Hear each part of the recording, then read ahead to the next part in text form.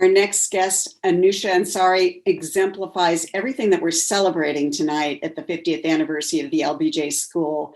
Anousheh, you are a big thinker, a big innovator, somebody who does big action. It's really great to have you here. Thank you for joining us.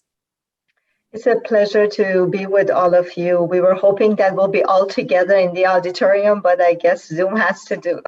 Exactly. Well, you're somebody who's familiar enough with technology to be able to adapt to anything. The other thing I should have mentioned about you, Anousheh, is that you're an immigrant. You immigrated here from Iran. Tell us what brought you to the United States.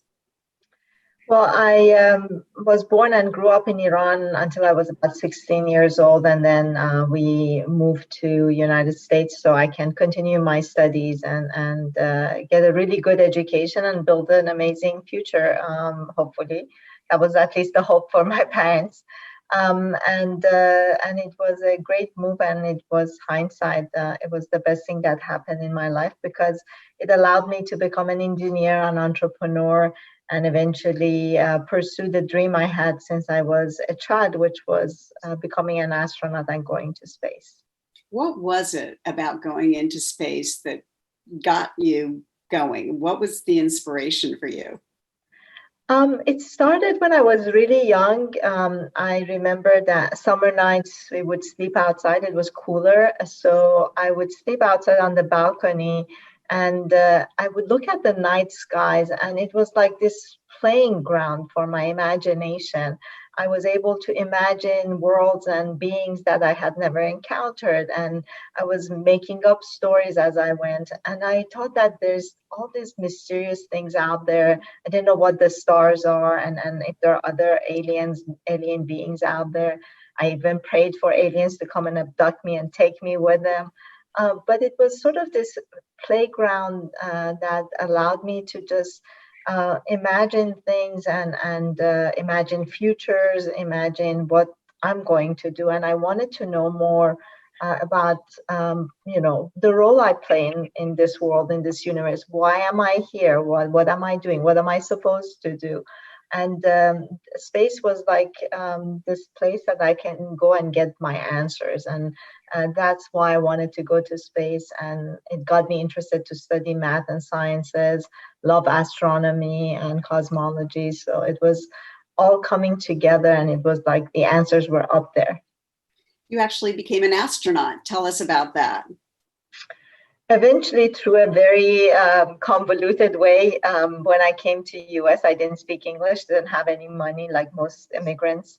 And, I came here with a lot of ambition and desire to build a better life with my parents.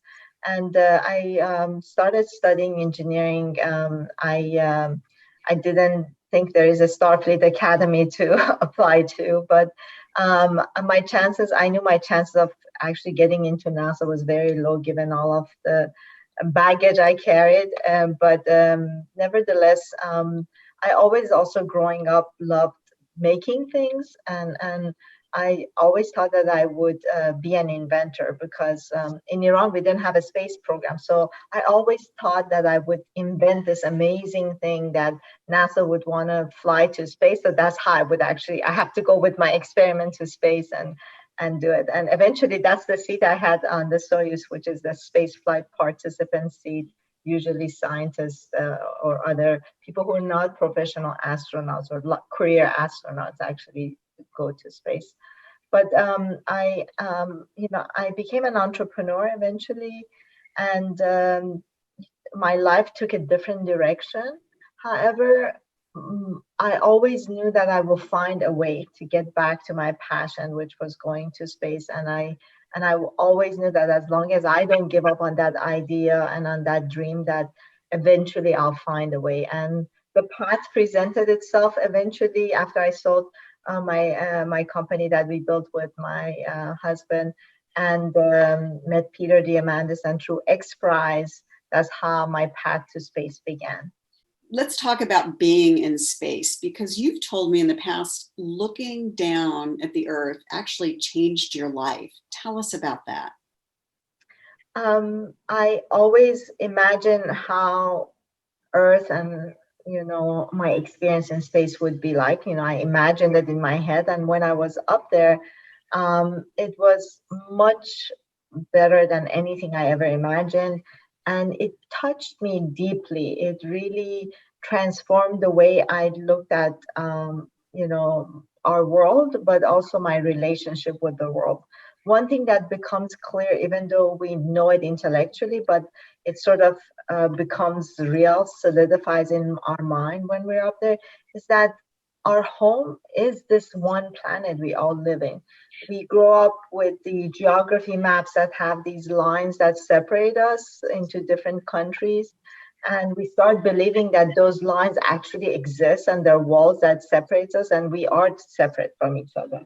But the reality is that we're not. And when you're in space and you're able to see our planet, it becomes obvious that we're all just beings living on this one home, one planet. And until we realize that and start treating it as this precious place we have and take care of it and work together, it will be very hard to see how our problems will go away. So it was really this realization that if people could see what I'm seeing here, if world leaders could see what I'm seeing here, would they make the same decisions they're making today? And how can that be transformational in the way our future would look like? And so that transformation in me is something that I've hoped and I've talked about a lot. And I know a lot of other astronauts do the same. And we hope that people start seeing the world through that lens and through that perspective, because it's empowering. And it gives us hope, because we know that whatever challenge comes up, if we all come together, we can solve it. Now, of course, LBJ really doesn't get enough credit for his role in pushing forward this space program here and pushing forward NASA, but he was a huge force behind it. And it's interesting jumping forward these many decades, and you look in the decade ahead of us coming forward, there's tremendous activity on the space exploration front with private sector players, with public sector. We hear talk of going to the moon and using the moon to possibly as a launching pad to Mars. I mean, what do you think is going to be happening in the next decade? Give us an overview briefly. Of course. There is a lot of hope for this partnership that has been forged between the private and public sector, which advancing things at a much faster rate. I definitely think we'll have a base on the moon, because if we want to go to Mars, we need to practice. So moon will become our practice ground. But beyond that, I think we're going to start using resources in space to help us here on Earth. There's always a possibility, and people have done a lot of studies on how we can actually use a material from the surface of the moon to generate energy. I'm a big fan of finding ways to beam down solar energy from the orbit. Not only that, there are new business opportunities that are presenting themselves as the cost of access to space is coming down. One of the breakthroughs that I hope to see, and I talk about it almost in every forum, is that we have these data centers that consume massive amount of energy for power and cooling. And space has abundance of power and it's really cold. So why can't we start building these data centers in orbit and relieve that burden from our planet? So there's a lot of opportunities like this. We'll make in the next decade, we'll make a lot of great strides toward Mars. But I think Mars probably is still a little bit more than a decade away from us. And it's a lot more difficult to go to a place where you're not going to be able to see your home planet. The radiation, the duration of the flight is a lot longer. I think our technologies for orbital and suborbital flights will advance, so we will have opportunity for more people to experience what I experienced. So let's talk about the XPRIZE, which you are, where you're CEO, and you are very much using that program as your part of your central mission around sustainability and helping the Earth. And around climate change in particular. Tell us about the XPRIZE and tell us about some of those climate change sustainability initiatives that you're doing. I have been actually serving on the board of XPRIZE since its early days when my family and I sponsored the first prize, the Ansari XPRIZE, which really opened up this commercial space opportunity. But what that competition proved is that this model works well when you have a big complex problem that's not being addressed, and you can bring the innovation of the world from every country, from regardless of their age, their background, and this innovative engine that can come to focus on a problem will come up with the best solutions. And the other thing that XPRIZE does through this lens of shining a light on the problem and bringing people's attention to it opens up investment opportunities. So the teams usually get a lot of investment when they start working on an XPRIZE. So Ansari XPRIZE, the $10 million actually brought $100 million worth of investment, and the new marketplace that's created now, it's worth billions of dollars. So we try to replicate that, looking at all the other grand challenges in the world.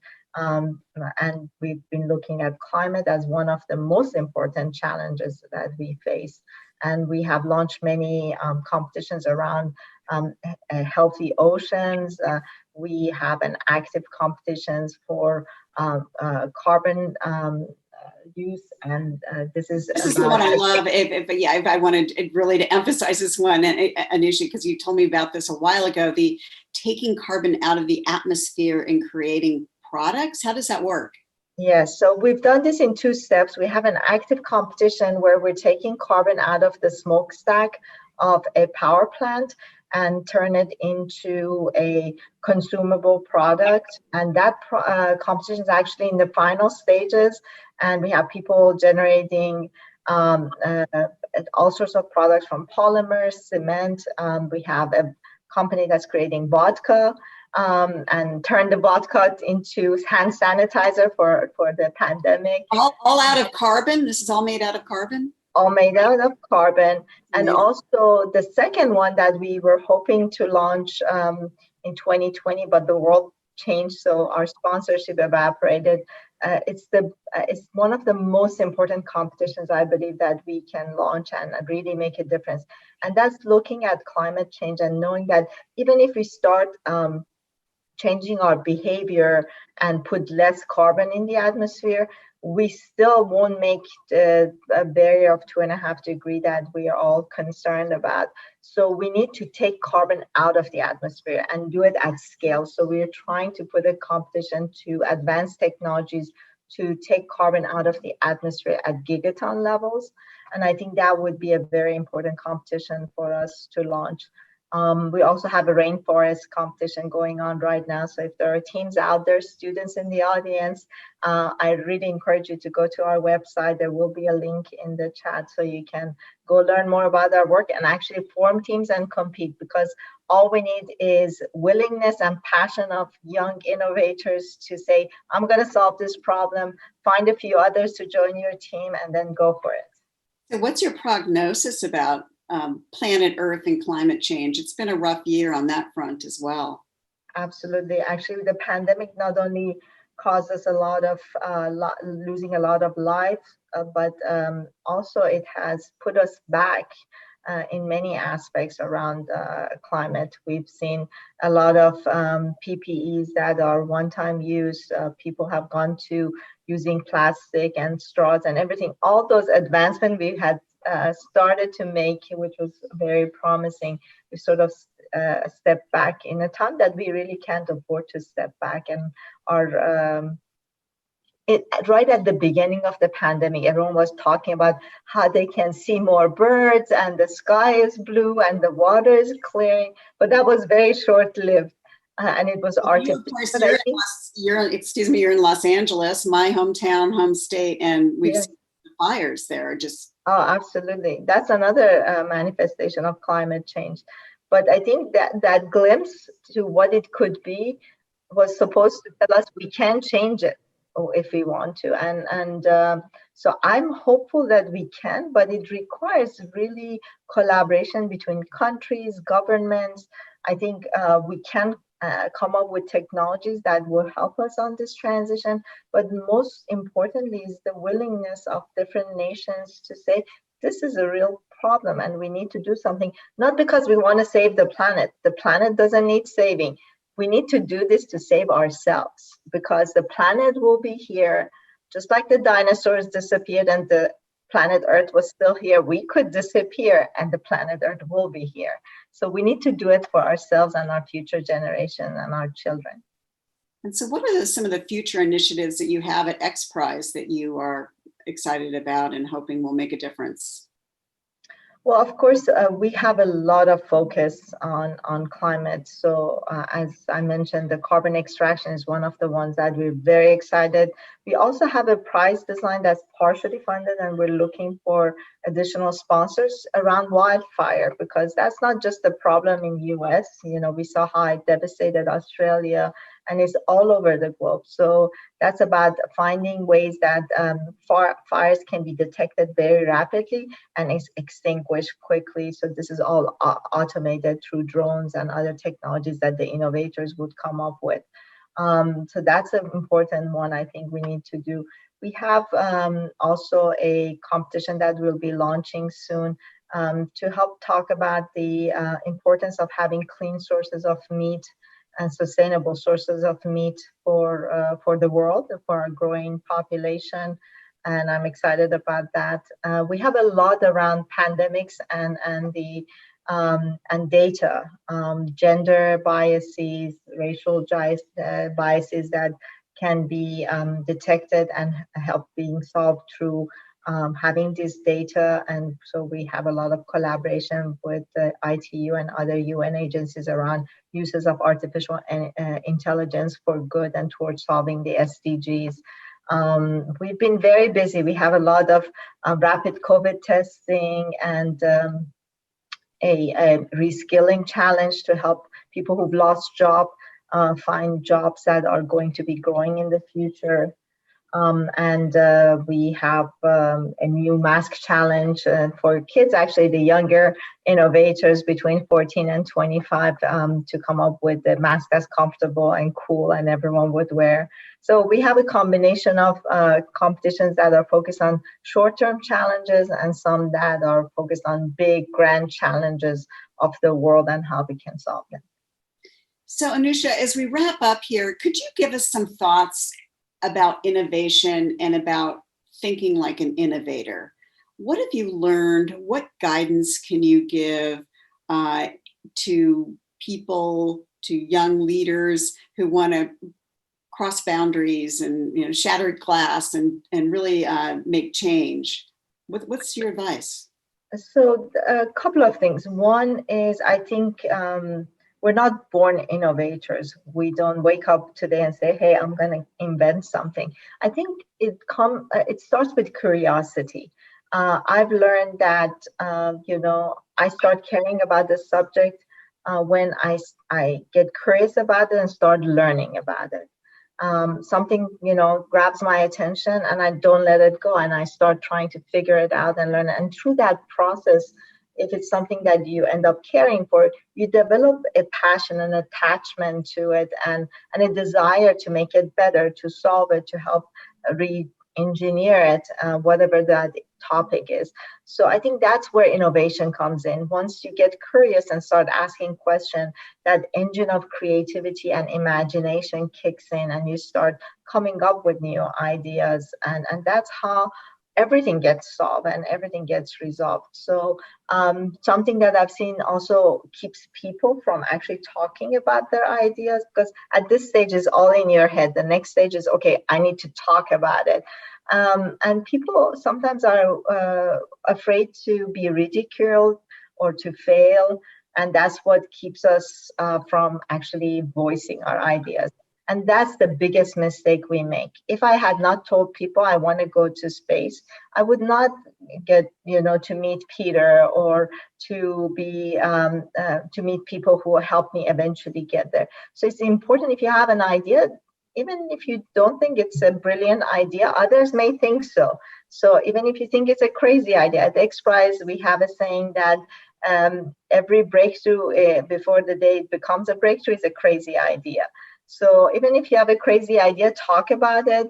You don't have to have all the expertise. Once you start talking about it, you'll meet people who are experts and they get engaged in your conversation and they will start helping you.